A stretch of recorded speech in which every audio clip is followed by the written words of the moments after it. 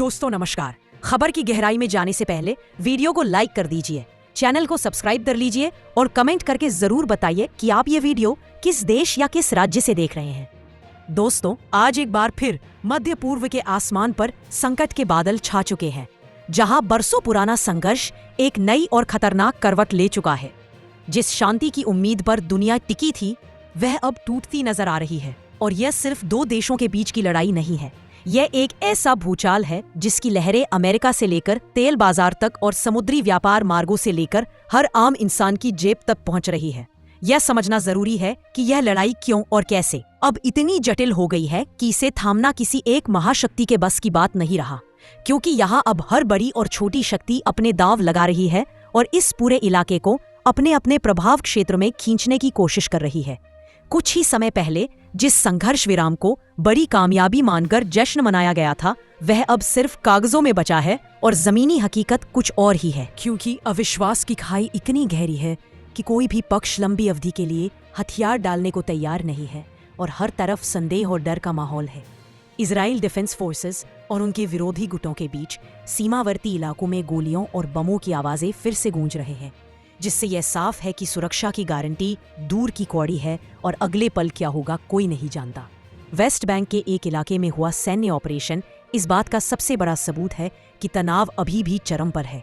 वहां सैनिकों की भारी भरकम घुसपैठ, बख्तरबंद वाहनों की आवाजाही और कर्फ्यू ने स्थानीय लोगों में भयानक डर पैदा कर दिया है, क्योंकि वे जानते हैं कि यह सिर्फ एक अस्थायी राहत थी और कभी भी हालात बिगड़ सकते हैं, जिससे उनका जीवन अस्त व्यस्त हो जाता है। गाजा पट्टी और उसके आसपास की जमीनें एक बार फिर से थक रही हैं। वहां के नागरिक फिर से बमों की गड़गड़ाहट सुन रहे हैं, अपने घरों को गिरते हुए देख रहे हैं और सुरंगों के भीतर होने वाली मुठभेड़ों की आवाजें शांति की हर उम्मीद को खत्म कर रही है और निराशा का माहौल गहरा रहा है। लेबनान में हिजबुल्लाह के एक बड़े कमांडर की मौत ने उस नाजुक संघर्ष विराम पर सबसे बड़ा वॉर किया है, जिसे क्षेत्रीय मध्यस्थों द्वारा किसी तरह जिंदा रखने की कोशिश की जा रही थी, ताकि संघर्ष की आग फैल ना जाए। यह सिर्फ स्थानीय झड़प नहीं है, यह वैश्विक संतुलन का मामला है, क्योंकि इस संघर्ष का सीधा असर दुनिया भर के तेल और गैस बाजारों पर पड़ रहा है। अंतर्राष्ट्रीय समुद्री व्यापार मार्गों पर भी खतरा मंडरा रहा है और विदेशी निवेश पर भी इसका बुरा प्रभाव पड़ रहा है। दुनिया जानती है कि मध्य पूर्व सिर्फ सीमाओं का मसला नहीं है, बल्कि यह वैश्विक अर्थव्यवस्था की रगों में दौड़ने वाले संसाधनों का सबसे बड़ा केंद्र है। यहाँ हलचल होती है तो इसका असर अमेरिका से लेकर यूरोप, एशिया और यहाँ तक कि अफ्रीका के दूर दराज के इलाकों तक महसूस होता है, जिससे कोई भी देश अछूता नहीं रहता। निवेशक डरते हैं कि एक और बड़ा युद्ध तेल की कीमतों को इतना हिला देगा कि वैश्विक मंदी का खतरा बढ़ जाएगा और आवश्यक वस्तुओं की आपूर्ति श्रृंखला सप्लाई चेन पूरी तरह से बाधित हो जाएगी, जिसका सीधा असर महंगाई पर पड़ेगा। लेकिन इस पूरी कहानी का सबसे दुखद पहलू है आम नागरिकों की जिंदगी, जो घरों के टूटने, अस्पतालों की कमी और बच्चों के डर के बीच संघर्ष कर रहे हैं। उनके लिए अब हर दिन सिर्फ जिंदा रहने की लड़ाई है और भविष्य पूरी तरह से अंधकारमय है। गाजा के अस्पतालों पर दबाव इतना ज्यादा है कि डॉक्टर बिना पर्याप्त संसाधनों के काम करने को मजबूर है और मानवीय सहायता की आपूर्ति लगातार बाधित हो रही है, जिससे महामारी और भूखमरी का खतरा तेजी से बढ़ रहा है और यह सब मानवता के लिए एक बड़ी चुनौती है। इस सब के बीच अमेरिका की मजबूत उपस्थिति इस क्षेत्र के हर कदम पर महसूस की जाती है, चाहे वे नौसेना की तैनाती हो, हथियारों की निरंतर आपूर्ति हो या संयुक्त राष्ट्र में दिया गया कूटनीतिक बयान। हर चीज एक संदेश देती है कि वॉशिंगटन अभी भी इस भू राजनीतिक धुरी को अपने हाथ से निकलने नहीं देना चाहता और अपने सहयोगियों को पूरी तरह समर्थन दे रहा है, जो इस संघर्ष को और जटिल बना रहा है। दूसरी तरफ ईरान की भूमिका भी अब और ज्यादा साफ होती जा रही है। हिजबुल्लाह, गाजा में उसका प्रभाव और हूथ विद्रोहियों के साथ उसके रिश्ते, यह सब मिलकर एक ऐसा मजबूत मोर्चा बनाते हैं जो इजराइल के लिए लगातार एक बड़ी चुनौती है, जिसे ईरान अपनी प्रतिरोध की धुरी कहता है और जिसके दम पर वह क्षेत्रीय शक्ति संतुलन को अपने पक्ष में बनाए रखना चाहता है, जिससे तनाव हर पल बढ़ता है। इजराइल अपनी सुरक्षा और हमास को पूरी तरह खत्म करने के इरादे पर कायम है, जबकि अंतर्राष्ट्रीय समुदाय मानवीय संकट को लेकर चिंतित है और लगातार दो राज्य समाधान की बात दोहरा रहा है। लेकिन दोनों पक्षों के बीच विश्वास पूरी तरह से खत्म हो चुका है और बातचीत की मेज पर कोई सार्थक प्रगति नहीं हो पा रही है।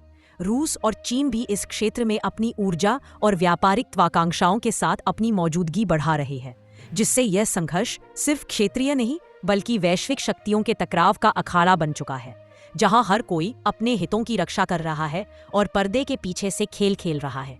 यह सब मिलकर उस खतरनाक बिंदु के करीब पहुंच रहे हैं जिसे भू राजनीति में टिपिंग पॉइंट कहा जाता है, यानी वह पल जहां से हालात या तो अचानक स्थिरता की ओर मुड़ते हैं या फिर पूरी तरह से अराजकता में बदल जाते हैं। और अब यह अनिश्चितता हर दिन बढ़ती जा रही है, जिससे दुनिया भर में चिंता है। अब यह जंग सिर्फ सरहदों की नहीं रह गई है, यह मनोवैज्ञानिक और तकनीकी मोर्चों पर भी फैल चुकी है।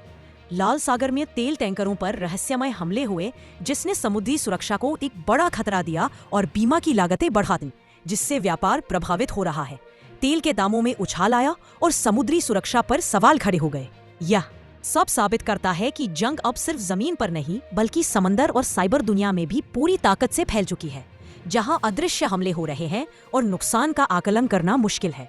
गाजा में एक नई मानवीय त्रासदी सामने है, जहां राहत संगठनों ने बताया कि कई इलाके अब भी पूरी तरह कटे हुए हैं और खाद्य सामग्री की भारी किल्लत है, जिससे भुखमरी का खतरा मंडरा रहा है। और यह सब मानवता के लिए एक बड़ी चुनौती है, जिस पर दुनिया को तुरंत ध्यान देना चाहिए। यह संघर्ष का रूप बदल चुका है। अब यह छाया युद्ध, शैडो वॉर का रूप ले चुका है, जिसमें हर देश अप्रत्यक्ष रूप से लड़ रहा है और अपनी जिम्मेदारी से बच रहा है, जिससे समाधान निकालना और भी कठिन हो गया है। यह सब हमें दिखाता है कि मध्य पूर्व इस समय एक बहुत बड़े चौराहे पर खड़ा है। एक रास्ता पूर्ण क्षेत्रीय युद्ध की ओर जाता है, जिसका परिणाम विनाशकारी होगा, और दूसरा रास्ता एक लंबी और थका देने वाली कूटनीतिक प्रक्रिया की ओर जाता है, जहां शांति की उम्मीद बहुत धीमी है। पर एकमात्र रास्ता है।